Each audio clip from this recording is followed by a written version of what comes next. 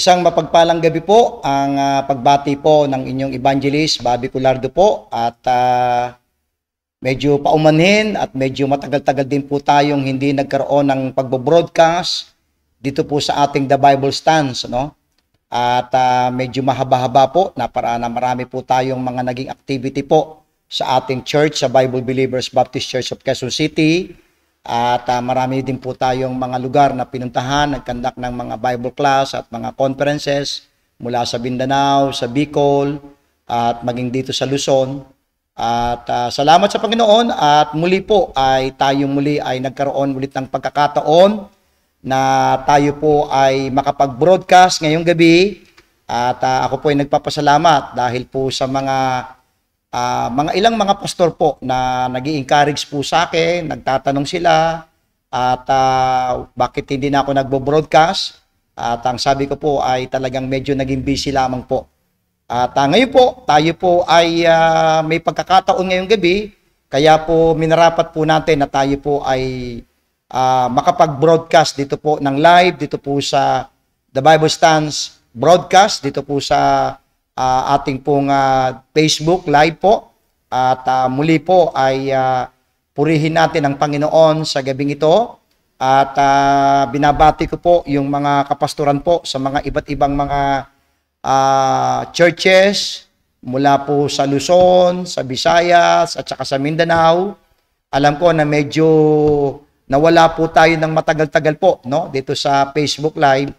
At alam ko na medyo iba ay I don't know kung kanilang nabalitaan itong muli nating pagbabalik po at pagtuturo po. Kasi napakahalaga po itong bagay po na to. At nais ko po, ako po ang aking pong desire, mga minamahal, ay I want to be a blessing para sa body of Christ. Yung pong sabihin natin na kaunting karunungan na ibinigay ng Panginoon sa atin, ay naniniwala ako na ito ay magiging pagpapala po. Lalo na po sa mga talagang marubdob at talagang sincere ang kanilang pagsasaliksik po ng banal na kasulatan. At muli po ay binabati ko po ang lahat ng mga pastors po ngayong gabi na nakatune in na at yung ilang mga brethren po sa iba't ibang mga churches. At wala po kaming layunin po dito po kundi magbahagi ng mga katotohanan. At ang desire ko po na ito pong mga araling ito na ating pong tatalakayin, lalo na po ngayong gabi, ay makatulong po sa ating pag-aaral ng salita ng Panginoon. At kung sakali po na may mga ilang mga pastors po na medyo bago sa iyo itong ating pandinig, bago sa pandinig mo, itong ating mga pagtatalakay at maaring hindi naging maganda sa iyo ang sa iyong paniniwala o sa iyong posisyon ang mga bagay na maipipresent, ay hinihiling ko na sana po ay magkaroon kayo ng bukas na puso, bukas na kaisipan. At ang kahilingan ko po, by the way po, sa lahat po ng mga nakatune in ngayon, ang aking kahilingan po ay sana po every time na binubuksan ko po ang Biblia, samahan nyo rin po akong buksan din ninyo ang inyong mga Biblia sa inyong lugar kung saan man kayo ngayon nakatune in. Ay kunin nyo ngayon ang inyong Biblia at kung maaari, kung kayo ay merong papel o notebook, ballpen, para mag-take note kayo ng mga mahalagang mga maaaring ito ay makatulong sa inyo sa karagdagan ng inyong pag-aaral, ay gawin po ninyo. At mas maganda po, mas mainam po habang kayo ay nakikinig, nanonood ngayon, ay may Biblia kayo sa tabi ninyo at every time na ako po ay nagko-quote o binubuksan ko yung mga talata, samahan niyo po ko na buksan din ninyo ang inyong mga Biblia. Mahalaga po kasi po yun. Para nang sa ganon, mas makita po ninyo, no? Maging katulad po tayo ng mga taga-Berea, no? Na they search the scriptures whether those things were so. So kaya't mahalaga po na tayo po ay magsaliksik at sa pagsasaliksik po natin, hindi po natin po yun maisasagawa kung hindi po natin po bubuksan ang ating mga Biblia. So sana po ay ganun po ang ating pong pagtatalakay ngayong gabi. So tayo po ay magbukas sa ating panalangin ngayong gabi na hingi tayo ng patnubay sapagkat hindi po ako ang tagapagturo. Ako'y umaasa sa patnubay ng banal na Espiritu na tayo po ay tulungan niya dito po sa ating pagtatalakay dahil napakahalaga po itong topic natin. Why study the Bible with respect of time? So tayo po ay yumuko at manalangin po tayo. Dakilang Diyos na makapangyarihan po sa lahat, maraming salamat po sa gabi pong ito. At salamat po sa mga nakatune in na ngayong gabi at marahil ang iba ay humahabol at maaring makatune in sila sa oras pong ito. Inihiling ko, Lord, ang pagkilos po ng banal na Espiritu, ang pagtuturo po ng Espiritu Santo sa amin na siya po ang tagapagturo sa gabing ito, Panginoon. Gamitin niyo lamang po ang inyong lingkod ng daluyan ng pangangaral ng inyong salita at ang inyong salita ang maging makapangyarihan, ang magmulat sa amin sa mga katotohanan na aming matutunghayan ngayong gabi. At kami po ay nagpapasalamat, lalo na pang higit sa lahat, nagpapasalamat po ko na muli niyo po na nagkaroon ako ulit ng pagkakataon na muli po ay makapag-broadcast ngayong gabi. Purihin ka, Panginoon, sa pangalan po ni Jesus.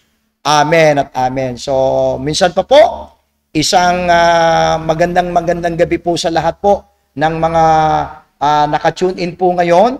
So, why study the Bible with respect of time?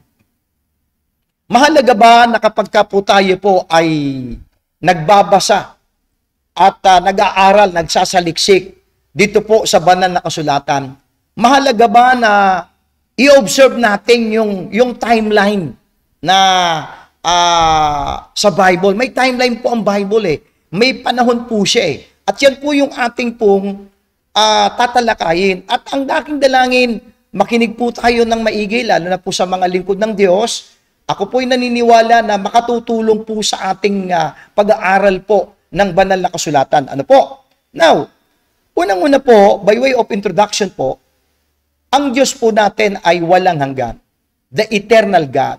Babasa po ko at muli po ang aking kahilingan sa inyo ay buksan natin ang ating mga Biblia po sa Deuteronomy chapter 33. Deuteronomy chapter 33 po ang ating pong mga Bible, verse 27, na meron po tayong Diyos na walang hanggan. Ang sabi po sa Deuteronomy chapter 33 and verse number 27, okay? The eternal God, ang walang hanggang Diyos, the eternal God, is thy refuge, and underneath are the everlasting arms, and he shall thrust out the enemy from before thee, and shall say, destroy them. So unang-una po sa lahat, bago tayo dumako sa kahalagahan ng time sa Biblia, ay ang Diyos po ay walang hanggan. Our God is eternal God. Our God is not bound by time. Hindi po siya sakop ng oras o ng panahon. Sapagkat sa Diyos po ay siya po ay walang hanggan. Basa pa po tayo ng another po na talata po sa Biblia, Genesis chapter 21. Muli po ay samahan niyo po kung buksan din ninyo ang inyong mga Biblia. Genesis chapter 21 verse 33. Ang sabi po sa Genesis chapter 21 and verse number 33, nakasaad po sa verse 33, and Abraham planted a grove of Beersheba in Beersheba and called there on the name of the Lord, the everlasting God. Ang Diyos po natin ay walang hanggang Diyos. Hindi po siya katulad natin na tayo po ay nabubuhay na sakop tayo ng panahon, ng time. Meron po tayong nakaraan, meron po tayong kasalukuyan, at meron tayong future. Okay? Meron past, present, at future tayo. Tumitingin tayo kung anong oras. Pero sa Diyos po, hindi po siya bound by time. Siya po ay the everlasting God. Psalm chapter 90 po. Psalm chapter 90. Muli po ay buksan po natin ang ating mga Biblia sa Psalm chapter 90 po. And verse number 2. Okay? Psalm chapter 90 and verse number 2, before the mountains were brought forth, or ever thou hast formed the earth and the world, even from everlasting to everlasting, thou art God. So talagang ang Biblia po ay talagang nagdudumilat ang katotohanan na meron po tayong Diyos at ang Diyos na ito po ay walang hanggan. He is the eternal God. Okay po, Psalms chapter 93. Muli po ay buksan po natin ang ating mga Biblia po sa Psalms chapter 93.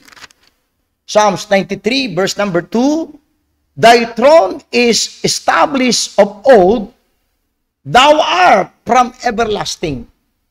Isaiah chapter 40, last verse po, na talata na ating babasahin, na ang ating Diyos ay walang hanggang Diyos. Sa Isaiah chapter 40 po, verse 28.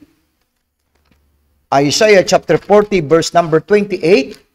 Ang sabi po sa Isaiah chapter 40, okay, and verse number 28, Hast thou not known, hast thou not heard, that the everlasting God, the Lord, the creator of the ends of the earth, fainteth not, neither is weary, there is no searching of his understanding. So ang Diyos po, mga minamahal, kaya dito po sa ating pong screen po, sa ating PowerPoint, ay siya po ay nasa labas po. Hindi po siya nakapaloob sa time. Dahil ang ating Diyos, He is not bound by time. Pero ito pong ating Diyos na walang hanggan, ay nag-create po siya ng time. Ang sabi po sa Genesis, nakalagay na po dyan sa ating screen. Babasahin na lang po natin. Genesis chapter 1 and verse number 14. And God said, let there be lights in the firmament of the heaven to divide the day from the night, and let them be for signs, and for seasons, and for days and years. Bagamat ito pong ating Diyos, He is the eternal God, and He is not bound by time, pero ang Diyos pong ito ay nag-create po siya.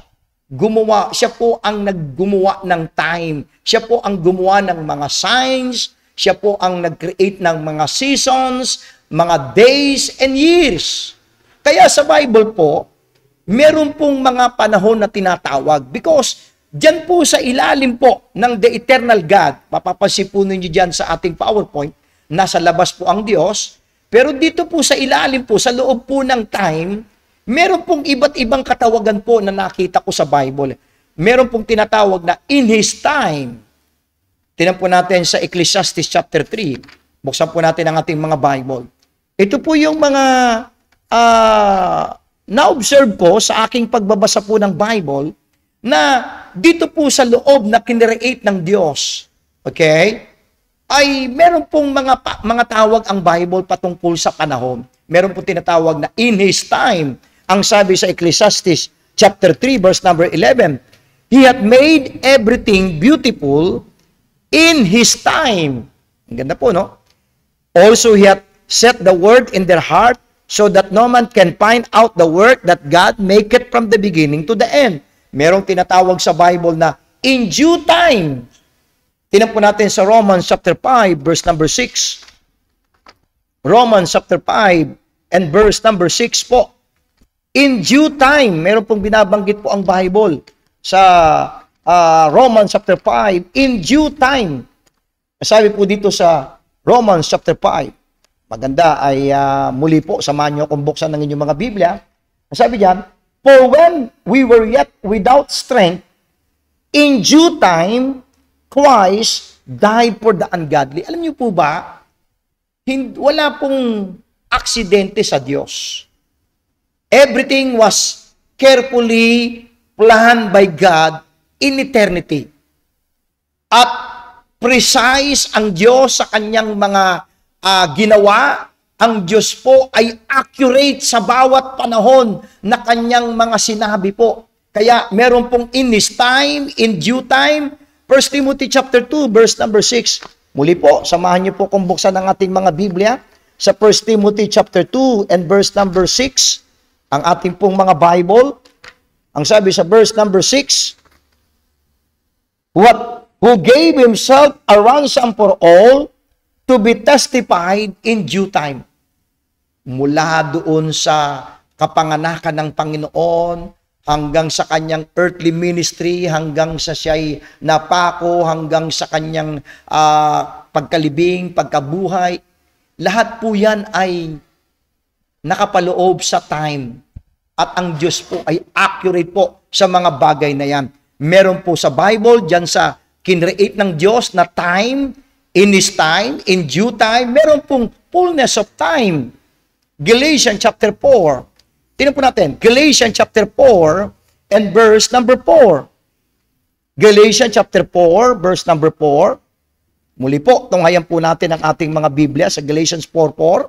But when the fullness of the time, nais kong pa sa inyo, but when the fullness of the time was come, God sent forth His Son, made of a woman, made under the law. So kaya talaga ang Diyos, bagamat siya po ay eternal God, nasa labas po siya ng kanyang kinreate na time, pero yung bawat panahon po na ginawa ng Diyos, precise, accurate, okay, 100% po ito na talagang accurate po yung mga panahon na pinlano ng Diyos. Ang term po ng Bible, fullness of time. Meron pong tinatawag ang Bible na times and the seasons. 1 Thessalonians chapter 5, verse number 1. 1 Thessalonians chapter 5 and verse number 1. It says in 1 Thessalonians chapter 5 and verse number 1, but of the times, nais kong pasinin po niyo, but of the times and the seasons, brethren, ye have no need that I write unto you. So, ang Diyos po, bagamat siya po ay walang hanggang Diyos, dito po sa mundong ito, nag-create po siya ng signs, seasons, for days, and years. Kaya, ang katanungan ay ganito po eh. Meron pong timeline sa Bible eh. Ito po yung katanungan po eh.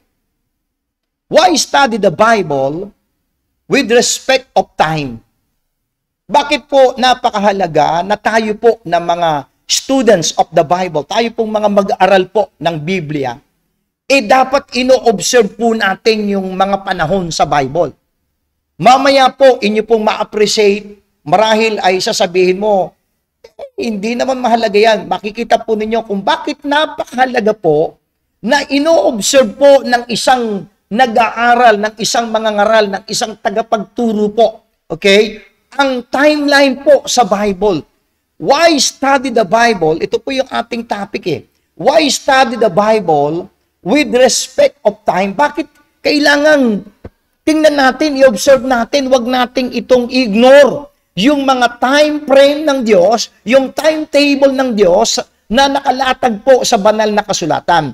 Number 1 po, it gives perspective to our lives. Yan po yung unang-unang nakikita ko kung bakit napakahalaga na ating ino-observe po yung time. Dahil po, ang sabi po sa James chapter 4, muli po, sabahan niyo po kung buksan ang ating mga Bible, sa James chapter 4 and verse number 14, it says in James chapter 4 and verse number 14, whereas ye know not what shall be on the morrow, for what is your life?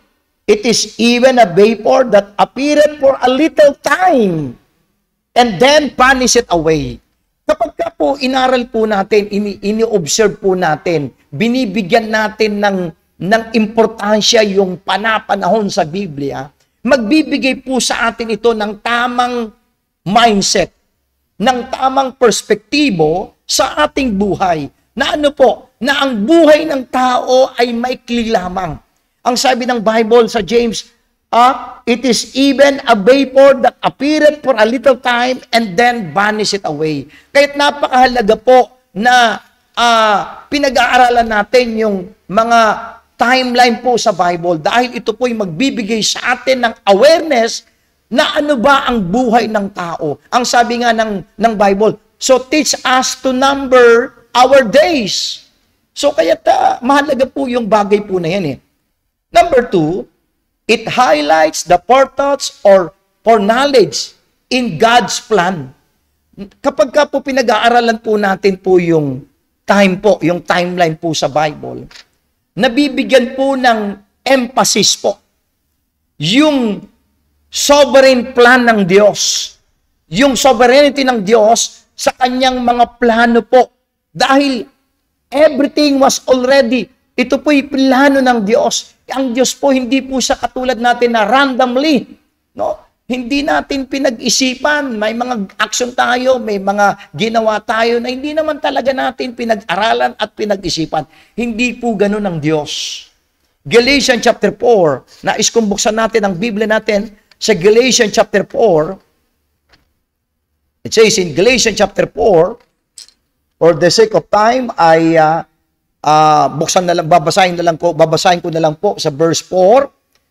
But when the fullness of the time was come, I want you to note, the fullness of the time.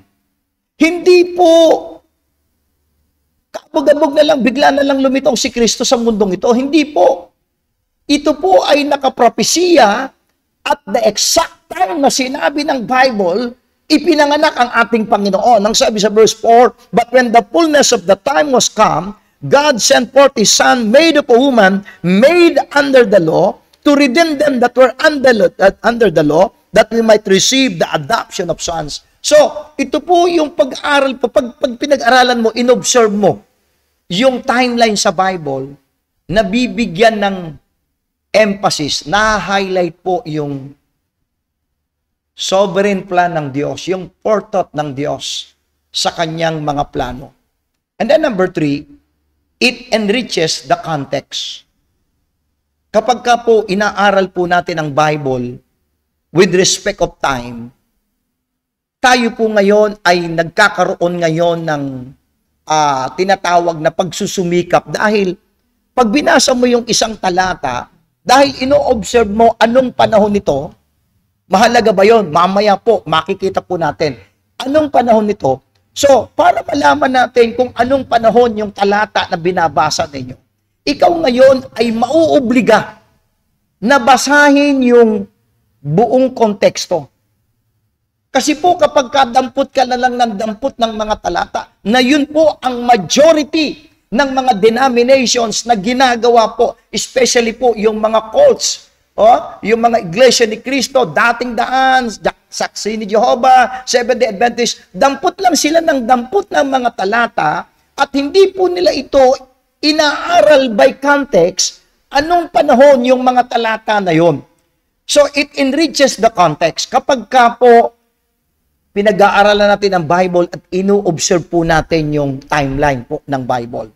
And then number 4, it magnifies the attribute of God. Ito po ang isa sa pinakamaganda. Why study the Bible with respect of time? Dahil po na mamagnified, na itataas, na ipapakilala, na i-highlight yung attribute ng Diyos doon sa certain period of time. Like for example po, sa panahon ni Noah, ano po ang namamagnified po doon na attribute ng Diyos? Ang kanyang long suffering. Bakit po? Dahil for 120 years, ang Diyos ay nagkaroon ng long suffering, hindi niya agad binuhos yung kanyang judgment. Ano pa yung namamagnify po sa attribute ng Diyos ng panahon ni Noah? That God is a God of judgment. And then sa panahon ni Moses, nung ibinigay ng Diyos yung kanyang batas, ano po ang nakikita po natin? Ano po ang na-emphasize na attribute ng Diyos? Na ang Diyos, He is a God of holiness. He is a holy God. Yung kanyang kabanalan. Yun po ang namamagnified nung panahon ng under the law na God demands holiness.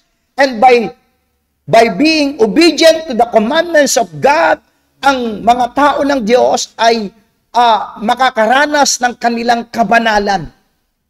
So sa bawat panahon po, kapag ka po inaaral po natin po yung timeline po, ino-observe po natin yung bawat panahon, namamagnify po yung attribute ng Diyos. Sa ating panahon po ngayon, ito po ang tinatawag nating the dispensation, the dispensation of the grace of God. Ano po ang namamagnify dito? Na God is a God of grace. God is a God of mercy. So, kaya't napakahalaga po na pinag-aaralan natin ang time kapag ka po tayo po ay nagbabasa ng Bible. Ino-observe po natin yung mga bagay po na yon.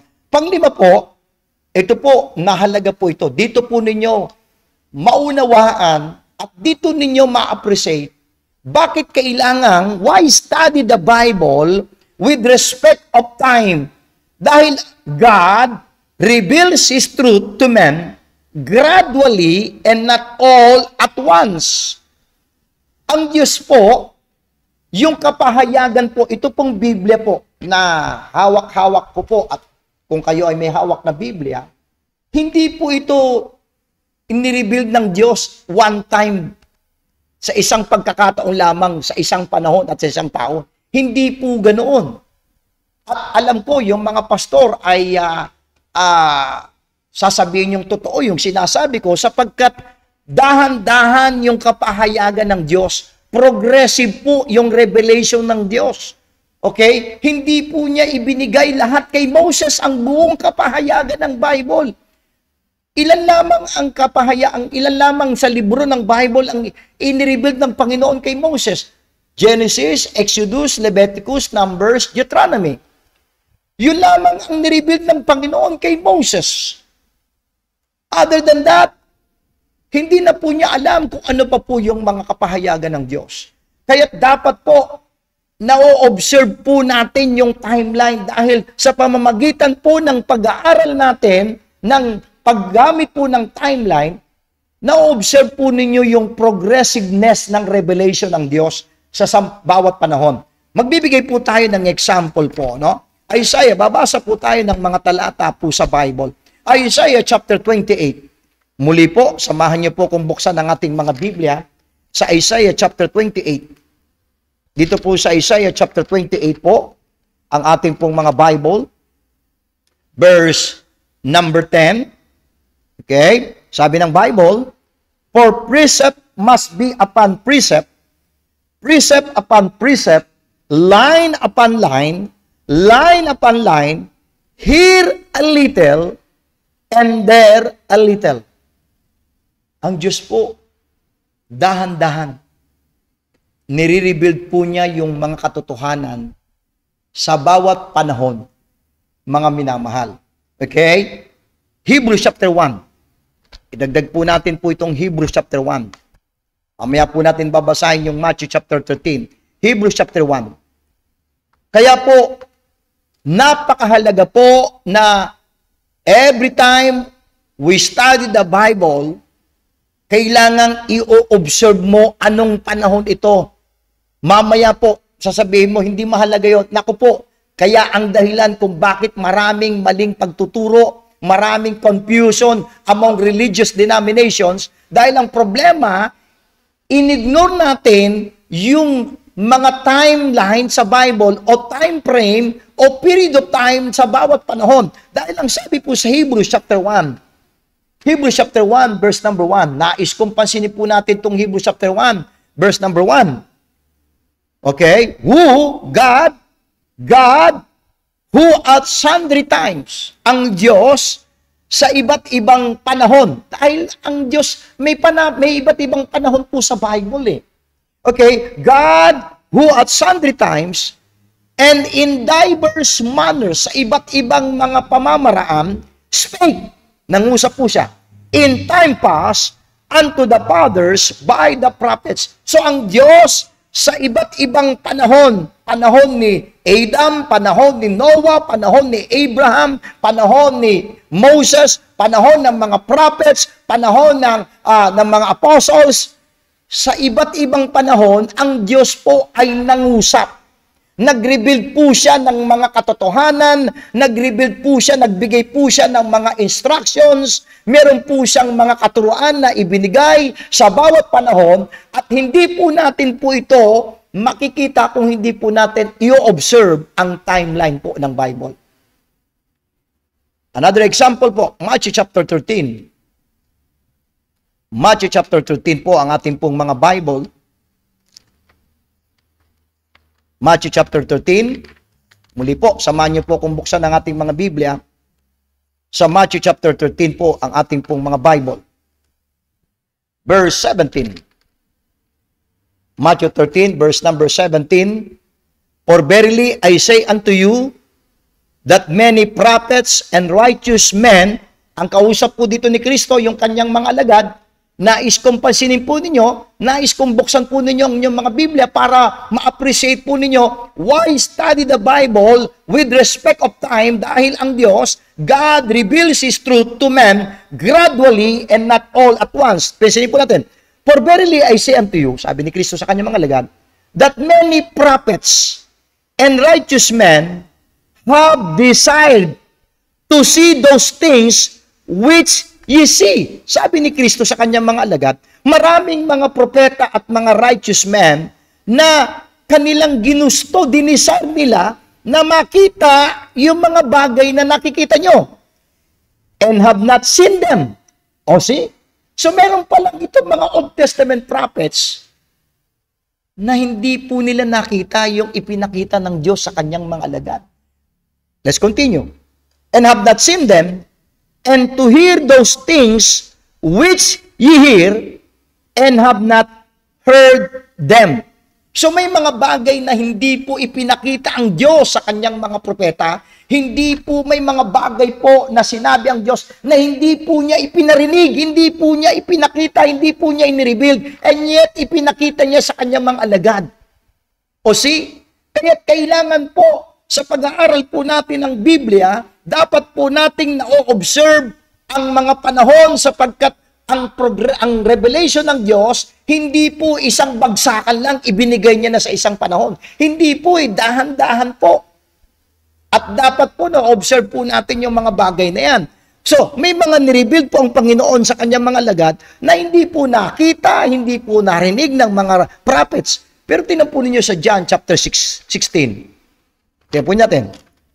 Masinin po natin, ha? So, mayroon pong in-reveal ng Panginoon sa kanyang mga alagad, sa mga apostles po niya, na hindi po nakita at narinig ng mga prophets. Tama po ba?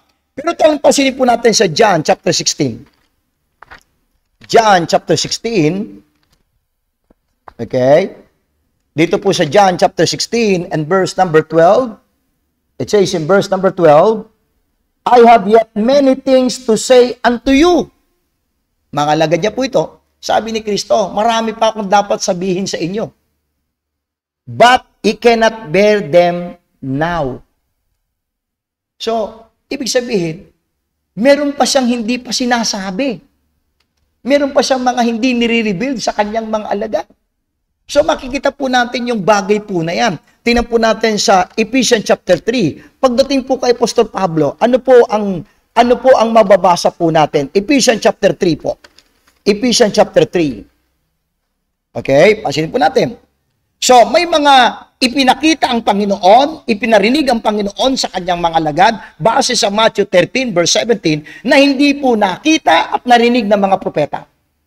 Tama po ba? At sa John chapter 16 verse 12, may mga bagay pa sana siyang gustong sabihin pero hindi niya po sinasabi.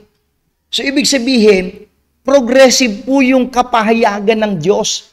Sa atin po kasi, kompleto na. Pero kailangang ma-observe po ninyo yung timeline po. Pasinin po natin sa Ephesians chapter 3 po.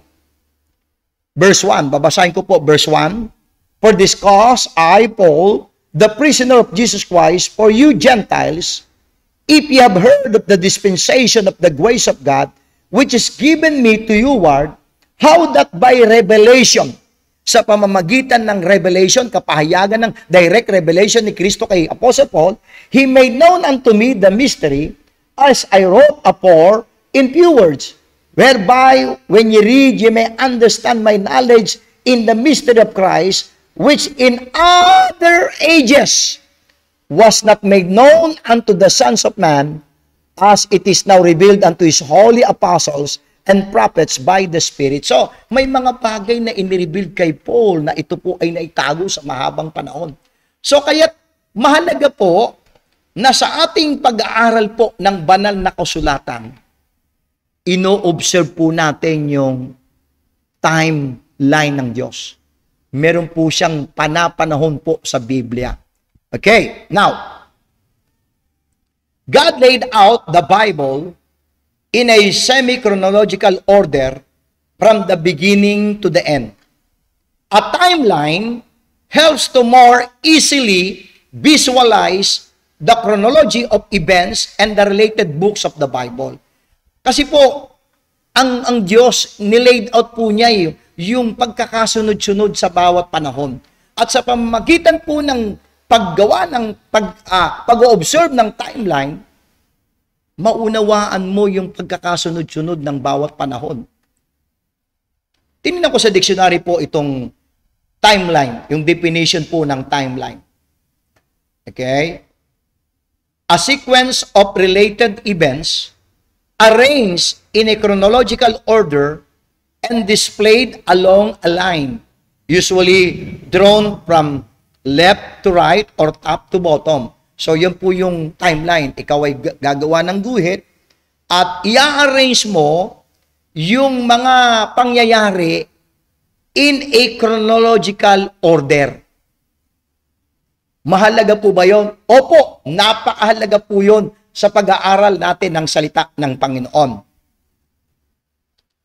Many students know stories in the Bible. Sa Sunday school po, alam ng mga bata yung kasaysayan po ni Noah, yung kasaysayan ni Adam, yung kasaysayan ni Cain, yung kasaysayan ng Tower of Babel, yung kasaysayan ni Moses, ni Abraham, ng 12 tribes of Israel, kay Joshua, tama po ba? Mga prophets, kay Samuel, kay David.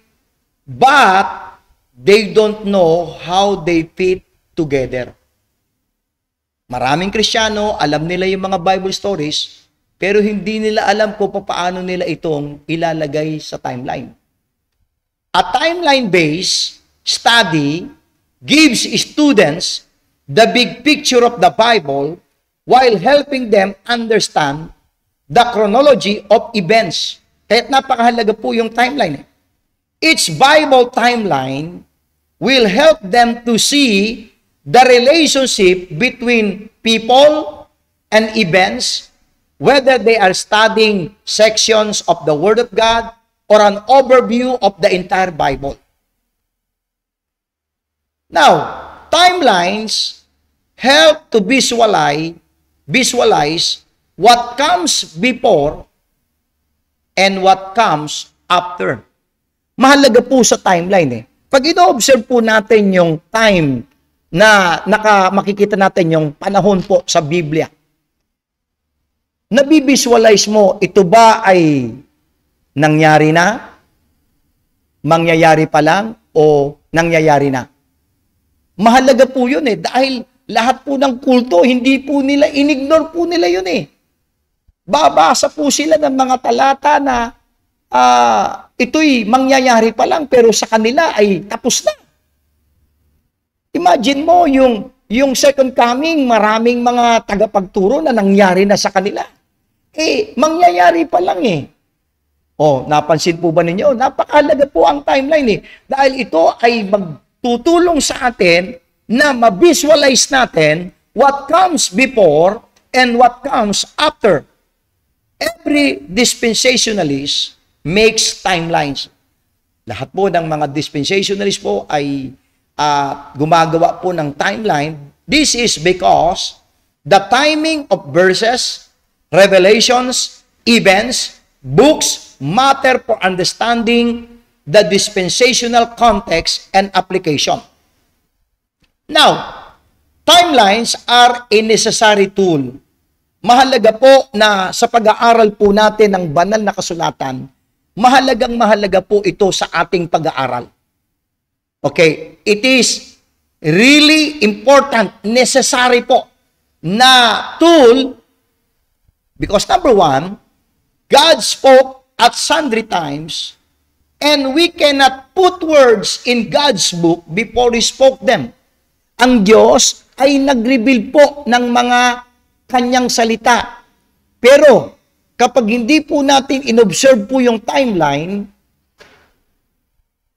hindi po natin po ma-appreciate yung mga sinabi ng Diyos kung ito po ba ay anong panahon. Okay? Sabi sa Hebrews chapter 1, binasa na natin kanina, pero nais kong basahin muli. Verse 1, God, who at sundry times, sa iba't ibang panahon, and in diverse manners, spake in time past unto the fathers by the prophets. So, ang Diyos, sa mga propeta sa lumang tipan, ay meron po siyang panapanahon sa iba't ibang panahon na ipinahayag niya ang kanyang mga salita.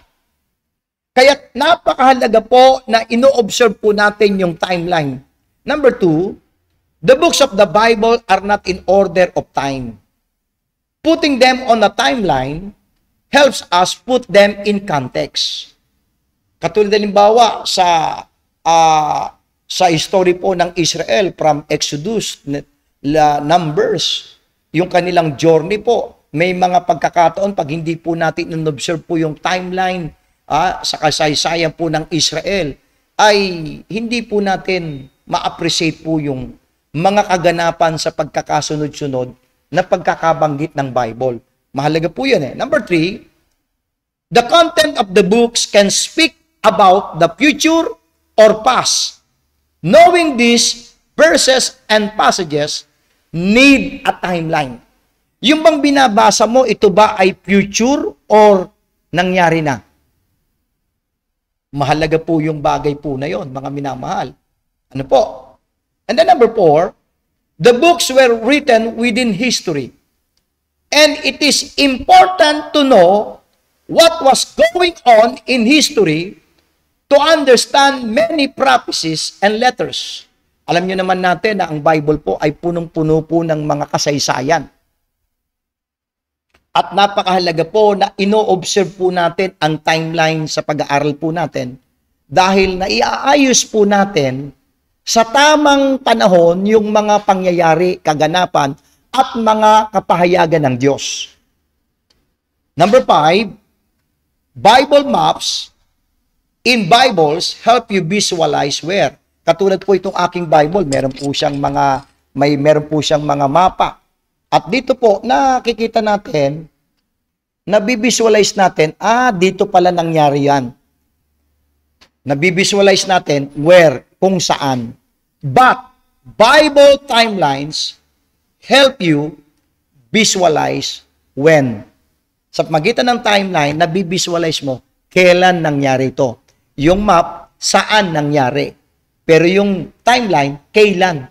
Kaya nailalagay natin sa tamang panahon ang bawat mga talata at mga sinabi ng Diyos. Now, sa timeline po natin, kapag po tayo po ay magagawa ng ating timeline, napakahalaga po sa akin po ang Calvary.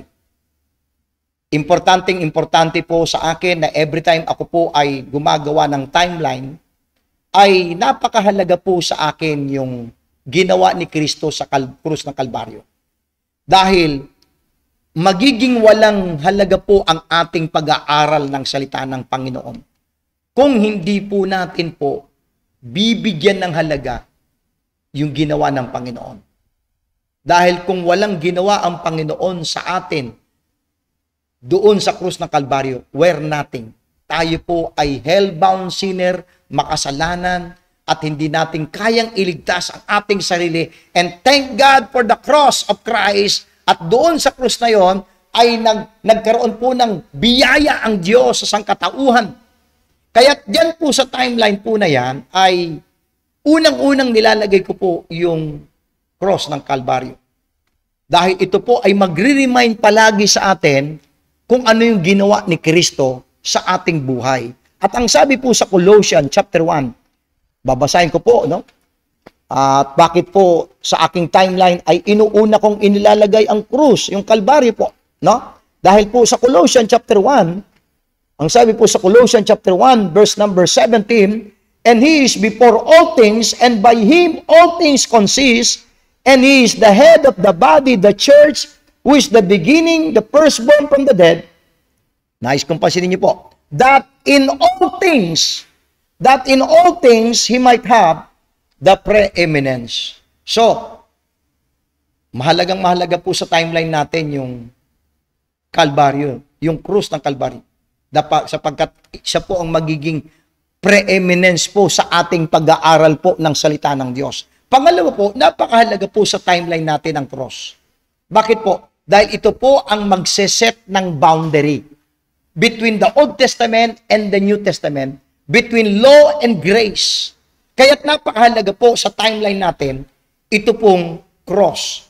Kaya't kapag nag-aaral ka, nagbabasa ka ng Biblia, tatanungin mo, ito bang mga talatang ito ay before the cross or after the cross? Mahalaga ba yun? Yes, mamaya po, makikita po natin. And then sa timeline natin, inilalagay po natin yung under the law, under grace.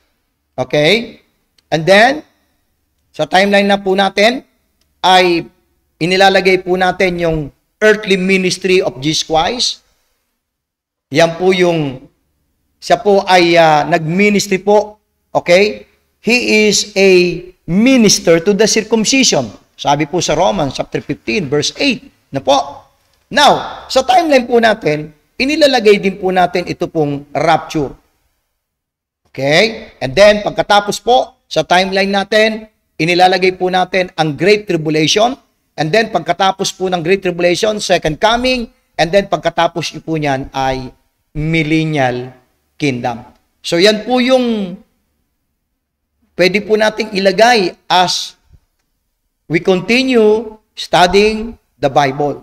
Nakikita po natin yung pagkakasunod-sunod. Now, ito po yung tanong Where are we on the timeline?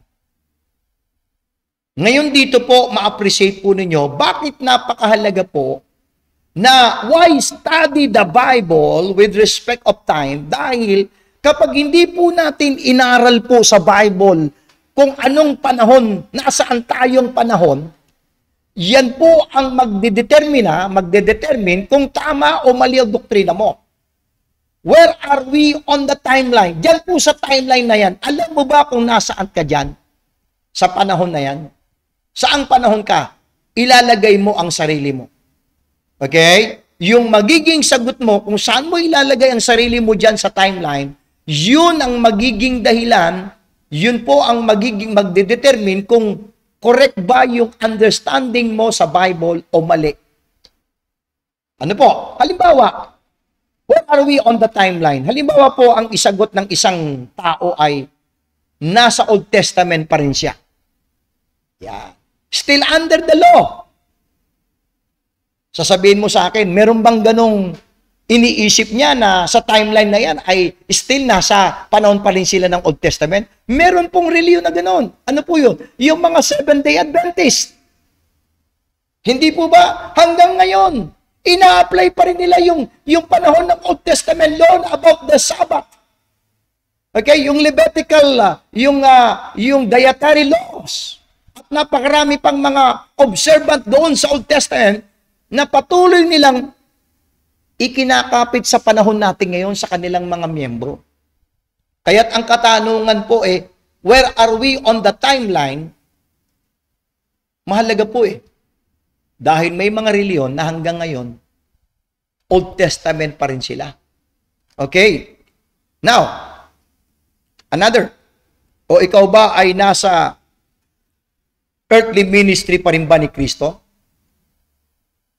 May mga reliyon po ngayon na hanggang ngayon, yung mga Jesus Miracle Crusade, pumupunta sila sa mga parke, sa mga park, sa mga stadium, at kanilang, ang lalaki ng kanilang mga tarpaulin, Jesus Heals, dalhin lahat ng mga karamdaman, at sila po ay nagkakaroon daw ng tinatawag na Miracle Crusade.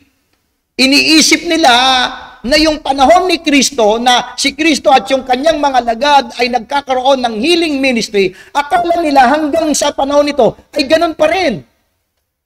Kaya nga ang tanong po, kaibigan, manggagawa sa Panginoon, where are we on the timeline? Nasaan ka dito sa timeline na ito? Are you still in the Old Testament? Ikaw pa ba ay nasa earthly ministry ni Jesus Christ?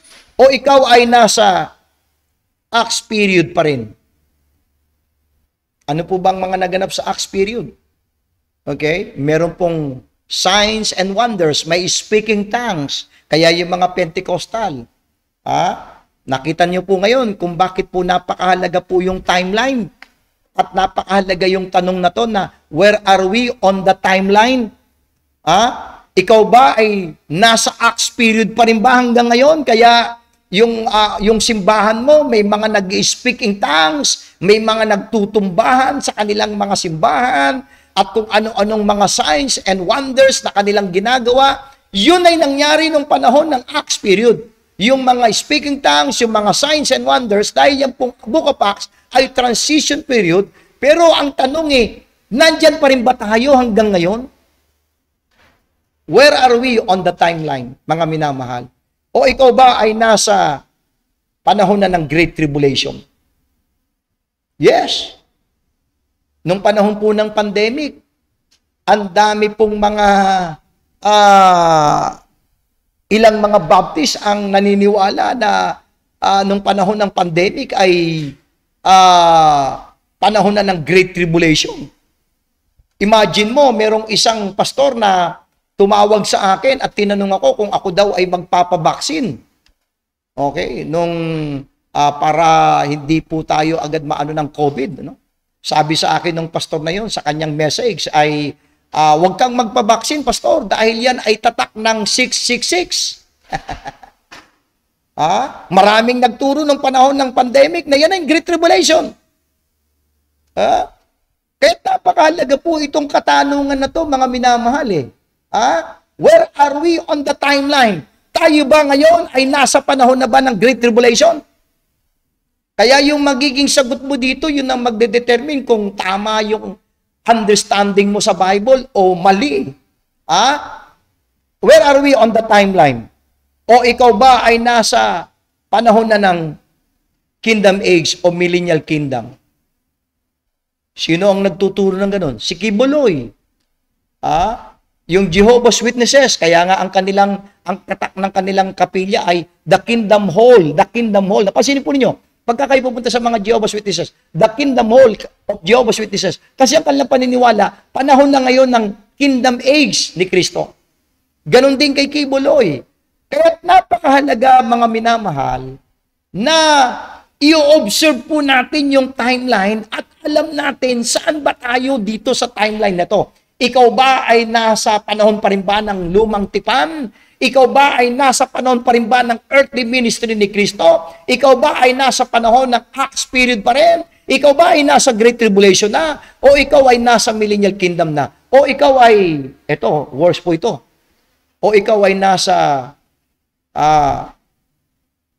Church Age period. Kasi minsan meron pang naniniwala, New Heaven, New Earth eternity na daw Worse yun Pero ikaw ba ay nasa Church Age period na ba ngayon? Saan ka dyan? Okay? Kahit napakahalaga po yung timeline po na yon. Ako po, naniniwala po ako, binalikan ko po ito, naniniwala po ako na tayo po ay nasa panahon ng Church Age or the dispensation of the grace of God. Nariyan po tayo bago maganap ang rapture. Kaya't kapag hindi mo alam kung saan mo ilalagay sarili mo dyan sa timeline na yan, doon ka magkakamali ng interpretasyon mo sa Biblia. Mahalaga po yung bagay po na yan. Now, dito po tayo ngayon sa timeline. Pero bago po yan, ay magkaroon muna po tayo ng tinatawag nating water break. At baka gusto po ninyong mag-break muna tayo ng 2 minuto. Okay? At saglit lamang po, mga minamahal.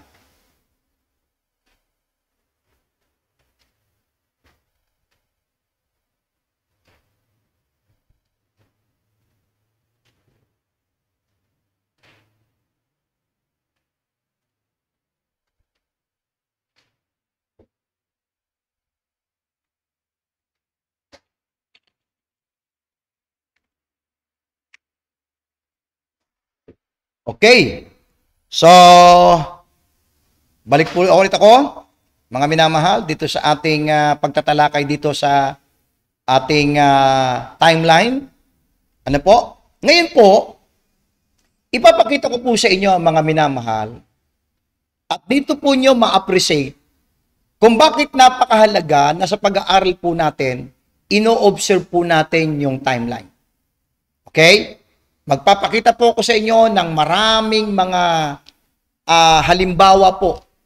At i-compare po natin po ito sa ilang mga talata. At kapag hindi po natin inobserve po ang timeline sa Bible, diyan po nagkakaroon ng debate, diyan po nagkakaroon ng kaguluhan, diyan po nagkakaroon ng maraming heresies, diyan po nagkakaroon ng maraming maling doktrina. Now, lagay po natin sa timeline under the law, earthly ministry of Jesus Christ, and then church age. Now, tingnan po natin. Forgiveness of sins or forgiven of sins. Yang issue na yan ay napakahalaga po. Pag hindi po natin inobserve po yung timeline sa Bible, abay malilito ka. Bakit po? Sa under the law, bubuksan po natin ang Biblia natin sa Leviticus chapter 19. Leviticus chapter 19 po. Sa natin ang ating mga Bible sa Leviticus chapter 19. Okay? Leviticus chapter 19.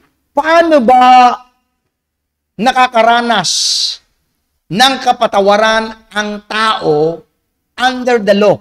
Under the law po ha. Leviticus 19 po. May talata ba tayong magiging basihan ng ating paniniwala kung papaano natin i-handle ang mga tao sa Old Testament sa kanilang kapatawaran ng kanilang kasalanan? Leviticus chapter 19 po. Samahan niyo po kung buksan ang inyong mga Biblia po. Leviticus 19 verse 21. Ang sabi po dito, ito po instruction ng Diyos.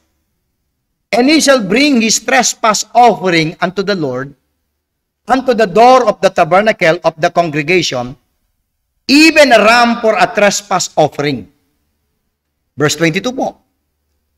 And the priest shall make an atonement for him with the ram of the trespass offering before the Lord for his sin which he hath done, and the sin which he hath done shall be forgiven him. So ang kaparaanan ng Diyos, yung kanya pong provision para ang tao under the law ay mapatawad sa kanyang kasalanan ay sa pamamagitan ng paghandog ng trespass offering. Bible po yung binasa po natin. Okay? Now, during Christ's earthly ministry po, ano ang basis ng Diyos para makaranas ng forgiveness of sin, mapatawad ang tao sa kanyang kasalanan? Basahin po natin, Matthew chapter 6. Kaya kapag hindi po natin, papakita ko po sa inyo, okay, wag po muna po kayong magre-react, ipapakita ko po sa inyo na dito po makikita ninyo napakahalaga pala ang timeline. Matthew chapter 6 po. Ang sabi sa Matthew chapter 6 and verse 14 and 15, for if, nais kumpasin po niyo yung word na if, conditionally. For if you forgive men their trespasses, your heavenly Father will also forgive you. Kung ikaw ay magpapatawad sa iba, ay patatawarin ka rin ng amang Diyos sa langit. But, verse 15, ito po yung nakakatakot, yung verse 15 eh. But, if ye forgive not men their trespasses, neither will your Father forgive your trespasses. During Christ's earthly ministry, sinabi ng Panginoon na kayo, kung hindi nyo patatawarin yung mga nagkasala sa inyo, hindi rin kayo patatawarin ng Diyos. Under the law, yung bang Leviticus chapter 19, totoo ba yan? Yes. Yung bang Matthew chapter 6 verse 14 and 15, totoo ba yung sinabi ng Diyos ni Kristo? Yes, Bible po yan eh. Okay, ito po ang mabigyan natin ng patibay na talagang pag hindi po natin inobserve yung timeline, magkakaroon ng confusion sa mga tao. Bakit? Ephesians chapter 4 verse 32. Ephesians chapter 4 verse number 32. I hope na binubuksan po ninyo ang inyong mga Biblia po. Ephesians chapter 4 and verse number 32. Ang sabi po sa Ephesians chapter 4 verse 32, "And be ye kind one to another, tender-hearted, forgiving one another, even as God, for Christ's sake, hath forgiven you." Nais kong mapansin mo, kapatid, na dito sa ating panahon, hindi ka magpapatawad para patawarin, kundi ikaw ay magpapatawad dahil ikaw ay pinatawad na. We are already forgiven. Past tense po. Dito sa Matthew chapter 6, hindi pa nangyayari, kailan it is condition para sa pagpapatawad mo sa iba. Under the law, kailangan mo maranasan ang kapatawaran sa pagitan ng paghandog mo ng trespass offering. Now, ito ang magiging problema mo, kapatid. Pag hindi mo inobserve yung timeline, mamimili ka ngayon kung anong gusto mo. Yun ang problema ng ibang mga ngaral. Sasabihin ng isa, pipiliin ko yung Matthew chapter 6. Aba, hindi pwedeng mamimili ka dyan. Bakit? Lahat ng mga talata na nandiyan sa screen po natin, lahat po yan ay totoo. Salita ng Diyos. Ang problema, alam po ninyo kaya bakit po hindi po ako sang-ayon sa debate? Dahil, halimbawa, yung isang tao, ang kanyang paninindiganan ay Matthew chapter 6. And then, yung isang tao naman, paninindiganan niya ay Ephesians chapter 4, verse 32. Sasabihin ng isang tao, hawak-hawak niya, Matthew chapter 6. Hindi, kailangan patawarin. Mapapatawad ka lamang ng Diyos kapag magpatawad ka. Sabi naman ng kabilang side, hindi, pinatawad ka na ng Diyos. Anong ginagawa ng dalawang tao? Pinagbabanggaan nila yung dalawang talata. Hindi po ganun eh. Hindi po tayo mamimili kung alin ang gusto mong paniwalaan dyan, at hindi natin sila pwedeng pagbanggain yung mga talata. Ano ang tamang gawin natin? Ilagay natin ang mga talata, yung mga sinabi ng Diyos, sa tamang timeline, sa tamang panahon. Paniwalaan natin yung Leviticus 19, paniwalaan mo yung Matthew chapter 6, paniwalaan mo yung Ephesians chapter 4 verse 32, at ilagay mo siya sa tamang panahon. Kapag yung Matthew chapter 6, ililipat mo sa maling panahon, ilalagay mo sa panahon ng Church Age, doon magkakaroon ng problema. At yun ang ginagawa ng ibang mga ngaral. Kaya't ngayon, I hope na nakikita mo, napakahalaga pala ang timeline. Dahil sa pamamagitan ng timeline, na ilalagay mo sa tamang panahon, sa tamang kalalagyan, yung mga talata sa Bible. Okay. Magbibigay pa tayo po ng halimbawa po. Losing the Spirit of God or sealed until redemption. Natatandaan ko po nung ako po'y bago pa lamang po, nag-aaral pa lang po ako sa Bible School, ay madalas po akong makipag-usap sa mga Pentecostal po. Okay? Diyan po sa Dao home site. At ako po'y naturuan sa Bible School na hindi po nawawala ang kaligtasan dahil yun naman po talagang sabi ng Bible eh. Pero may nakaharap ako na Pentecostal na nawawala yung kaligtasan. At dumako po kami sa Holy Spirit. Isa sa basihan ng pastor na ito kung bakit naniniwala siya na nawawala ang Holy Spirit dahil kung bakit nawawala ang kaligtasan dahil sa kanya nawawala ang Holy Spirit. Ang sabi ko sa kanya, hindi. Ang Holy Spirit ay hindi umaalis sa mananampalataya.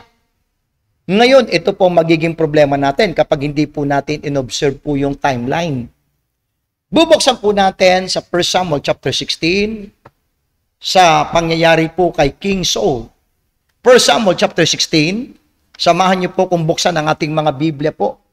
Sa 1 Samuel chapter 16 po, ang ating pong mga Bible. Ano po? Okay? Sabi po sa 1 Samuel chapter 16, verse 14, tingnan muna natin sa talata ng Biblia, ano bang naganap kay King Saul in relation sa banal na espiritu, sa espiritu ng Diyos. Ang sabi sa verse 14, but the Spirit of the Lord departed from Saul, and an evil spirit from the Lord troubled him. Ito po yung pinakita sa akin ng Pentecostal na pastor. Sabi niya, kita mo, umaalis ang Holy Spirit. May talata nga naman siyang ipinakita. Now, during si David po, Si David po, ito po, mahalaga po kay David eh. 1 Samuel chapter 16. Yung kay David naman, dumako tayo. 1 Samuel chapter 16 and verse number 13. Tingnan po natin. Basahin po natin ha. Kay David naman tayo. Then Samuel took the horn of oil and anointed him in the midst of his brethren. And the Spirit of the Lord came upon David from that day forward. So Samuel rose up and went to Ramah. So yung Espiritu ng Diyos ay pumasok kay David. Maliwanag na maliwanag po yan sa 1 Samuel 16:13. Pero pansinin po ninyo sa Psalms 51, verse 11. Nais kong pansinin po ninyo yung kanyang, ito po ay tinatawag nating David's confession ng kanyang sin nung sila po ay nagkasala, okay, ni Bathsheba ng adultery. Now, ito po yung kanyang confession, Psalms 51. Nais kong samahan niyo po kung buksan ang inyong mga Biblia. Psalms 51, verse number 11. Psalms 51, verse 11. Cast me not away from thy presence. Pansinin po natin. Buksan po yung Bible nyo. Sabi sa verse 11, and take not thy Holy Spirit from me. Aba, si David po, ang kanyang panalangin, Panginoon, wag mong alisin sa akin ang Holy Spirit. Ang tanong ko po sa inyo, mga kaibigan kong kamanggagawa, mga Kristiyano, mga Baptist, yan ba ang prayer mo pag nagkakasala ka? Panginoon, wag mo paalisin ang Holy Spirit. Yan po ang panalangin ni David. Hindi po natin pwedeng ignore po yan. Nasa Bible po eh. Hindi pwede po natin ignore kay Saul. Umalis yung Espiritu ng Diyos. Nasa Bible po. At yan yung mga talata na ipinapakita ng mga Pentecostal.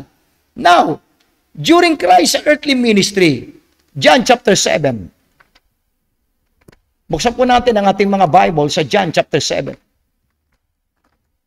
Makikita po natin ngayon, ma-appreciate po natin bakit napakahalaga po na ino-observe po natin ang pag-aaral ng ating Biblia using timeline. John chapter 7 and verse number 30. Sabi po sa John chapter 7, ano bang problema? May binanggit po ang ating Panginoon eh. Verse 39. John chapter 7, verse 39, sabi ng Panginoon, but this spake he of the Spirit, which they that believe on him should receive. For the Holy Ghost, ito po, yung mga magbi-believe ay makakatanggap ng Holy Spirit, but during Christ's earthly ministry, ito nyo, for the Holy Ghost was not yet given because that Jesus was not yet glorified. So during Christ's earthly ministry, hindi pa talaga wala pa po yung permanent indwelling of the Holy Spirit sa mga sumasampalataya dahil hindi pa siya nag-glorified. Dagdagan pa po natin, John chapter 16. Okay, John chapter 16, verse number 7. John 16, verse 7. Nevertheless, I tell you the truth. It is expedient. I want you to note the word expedient. For you that I go away, for if I go not away, the Comforter will not come unto you, but if I depart, I will send him unto you. So, kinakailangan ni Kristo, ni Jesus Christ, na mag-ascend para yung ministry ng Holy Spirit, yung kanyang indwelling sa mga believers ay mangyari. Pero it is expedient na si Kristo ay kailangang mag-ascend into heaven. Now, ito po yung sa ating panahon ngayon. Ephesians 1:13. Ephesians chapter 1, verse number 13. Ephesians chapter 1 and verse number 13. Nais kong pansinin po natin itong Ephesians chapter 1, verse number 13. Okay po. Ang sabi sa Ephesians chapter 1, verse number 13. Babasahin ko po. Nawa ay nakabukas po ang inyong mga Biblia. Ephesians 1:13. Kaya ano po sabi dito? In whom you also trusted, after that you heard the word of truth, the gospel of your salvation, in whom also after that you believe, ye were sealed with that Holy Spirit of promise. The moment ng tao ay mag-believe, instantaneously, siya po ay naselyuhan ng banal na Espiritu. Now, Kapag ang kausap mo ay Pentecostal, ang pipiliin niya 1 Samuel chapter 16, verse 14. Kapag Baptist ang kausap, ang pipiliin niya Ephesians 1:13. Ang gagawin ngayon ng dalawang taong ito, pagbabanggain nila yung dalawang talata. Hindi po eh. Parehong tama po yun. Tama po yung 1 Samuel 16:14 na umalis ang Espiritu ng Diyos.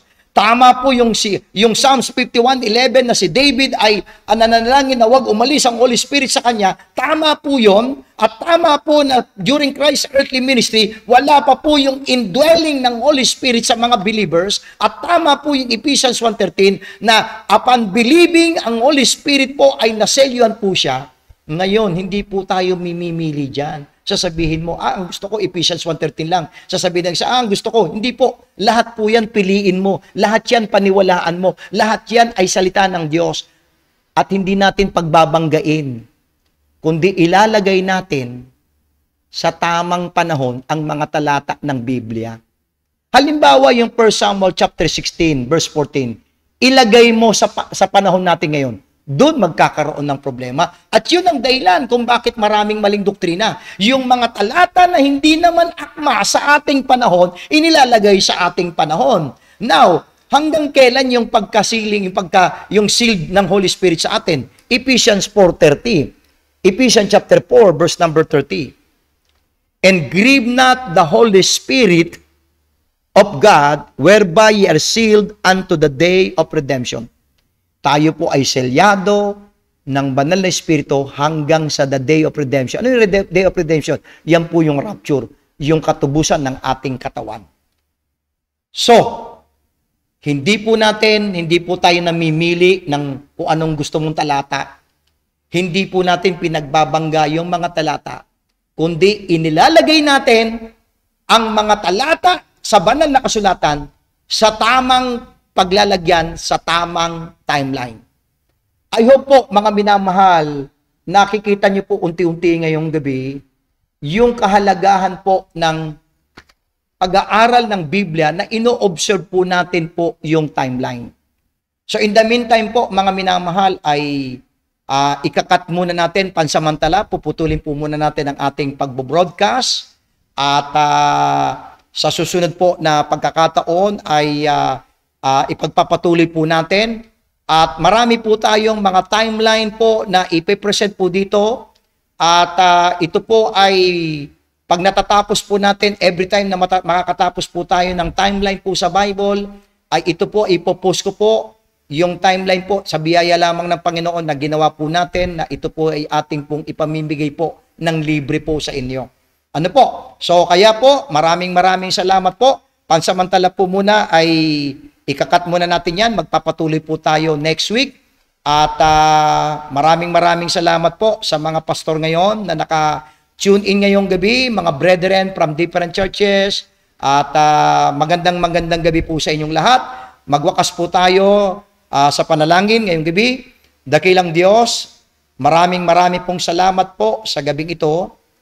Pinupuri po namin kayo at pinapasalamatan sa inyong kabutihan. At sana po ay kami po ay magkaroon ng kasigasigan na mag-aral pa ng inyong mga salita.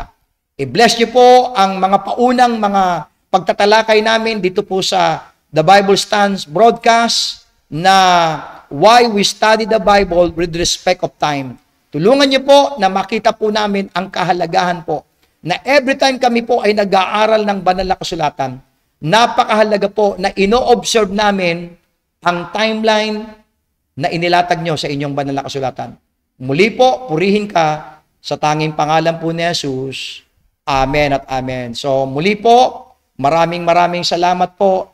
God bless you all po.